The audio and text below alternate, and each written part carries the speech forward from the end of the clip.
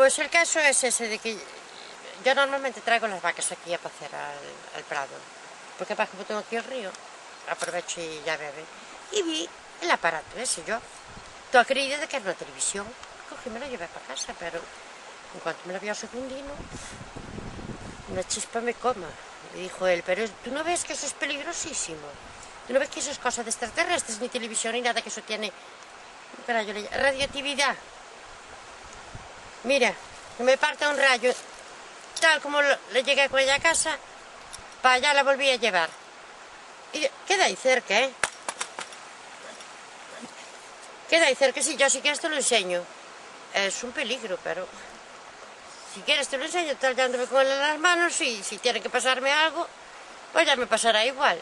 Mírate, es el aparato que ves, aquello que está allí, aquello que brilla. Eso fue lo que cogí yo.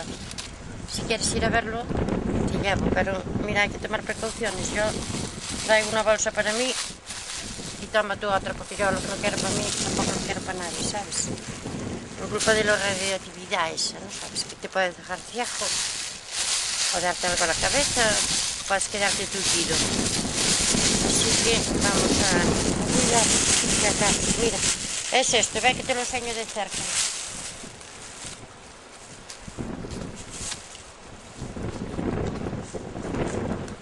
Y mire, ya que estáis aquí los de la televisión, yo quiero que aviséis a las autoridades. Que vengan las autoridades, que son las que tienen que venir a examinar esto. Porque yo te digo la verdad, mi niño, yo desde aquella a mí los huesos no me paran de doler. Y debe ser por la radioactividad esa. Así que, mira, no eches aquí mucho tiempo. Que venga quien tiene que venir. Que vengan las autoridades y que lo examinen.